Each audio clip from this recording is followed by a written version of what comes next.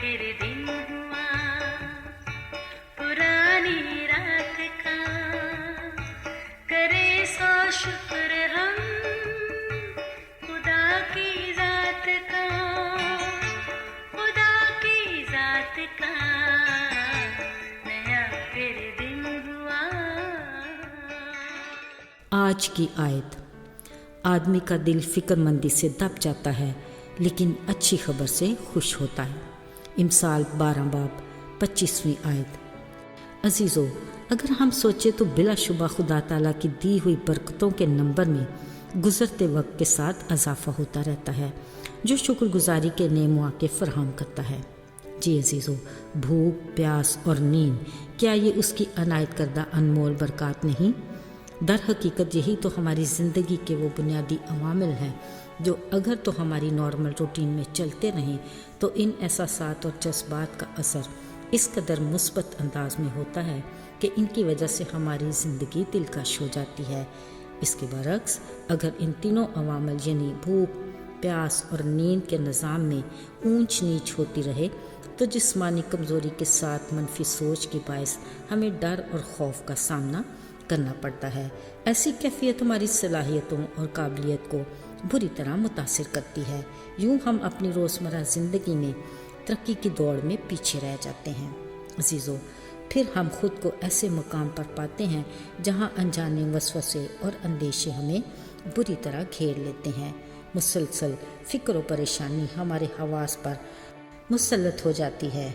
ज़ाहिरी बात है, अदम तवाज़न के बायस हम ज़हनी दबाव और असाबी तनाव का शिकार हो जाते हैं। अजीज़ों, जहाँ जदीद टेक्नोलॉजी ने और बहुत सारी इजादात की हैं, वहाँ नफ्सियाती अमराज के इलाज में भी इंसान का मददगार बना।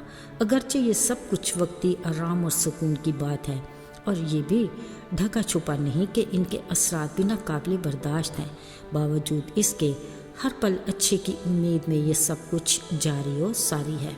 अजीज़ों, असल में हमारे जिस्म की कमज़ोरी ही हमारी रूह की कमज़ोरी है, लेकिन मुस्बत सोच में इतनी तासीर है कि वो हमारे जिस्म को भी ताकत देती है और हमारी रूह में भी ताजगी और बहाली का सबब बनती है। इसके बरक्स मुस्बत सोच हमारे जिस्म के साथ हमारी रूह को भी कमज़ोर बना देती है। अजीज़ों, मनफी और मुस्बत सोचों के ताने बाने हमारे जिस्म और रूह समेत हमारे खालिक खुदा से जुड़े हैं। कलाम मुकद्दस में दाऊद एक कलीदी किरदार का मालिक था, जिसको कम उम्री में ही इसराइल के मुस्तकबिल के बादशाह के तौर पर सैमुएल नबी के हाथों मसा किया गया।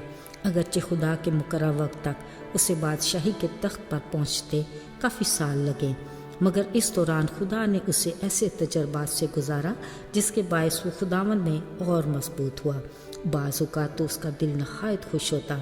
ऐसे में वो रूह की ताजगी और पूरी जान से शुक्रगुजारी के तौर पर यकीनन साज़ व आवाज़ के साथ कहता होगा, मैं अपने पूरे दिल से खुदावंद की शुक्रगुजारी करूँगा, मैं तेरे सब अजीब कामों का बयान करूँगा, मैं तुझ में खुशी मनाऊँगा और मसरूर रहूँगा। इसके बरक्स वो अक्सर साउल बादशाह के हाथों परेशान और मायूस भी होता, इतना कि वो कई बार अपनी जान बचाता भागता फिरता, पर उसका मुकम्मल ईमान, यकीन और भरोसा खुदावंद अपने खुदा पर था। उसकी जान को तसल्ली थी कि वो उसे कभी नहीं छोड़ेगा। इसी सबब से उसकी रूह खुदावंद में शाद थी।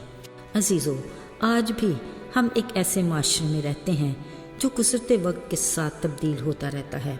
कभी खुशियों की ठंडी हवाएं तो कभी फ़िक्र परेशानी की तुंद और तेज़ आंधियाँ, जिसके बायस इंसानी जिस्म और जान और रूह नातवा हो जाते हैं।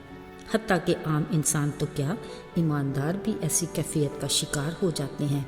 ऐसे में हमें रूहानी तबीब यानी खुदावंद की ज़रूरत है, जो हमारे जहन की परेशानी और दिल की बेचैनी का इलाज करने की कुदरत रखता है। यकीनन उसकी कुर्बत और रफ़ाकत ही हमारी दवा और शिफा है, और उसका कलाम हमें बेदार रखता है, और उसके वादे हमारे ईमान की मजबूती और रूहानी ज़िंदगी में ताजगी का बायस हैं।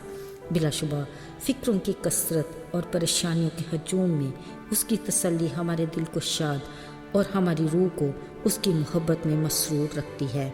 उसकी तारीफ़ हो जो ये सब कुछ करने की कुदरत रखता है। आइए दुआ करें।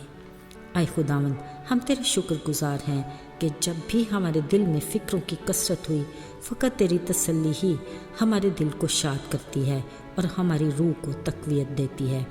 تو ہی ہماری آس اور امید ہے۔ اسی ایمان سے ہمیں ہر روز آگے بڑھا، یسوع کے مبارک نام میں، آمین۔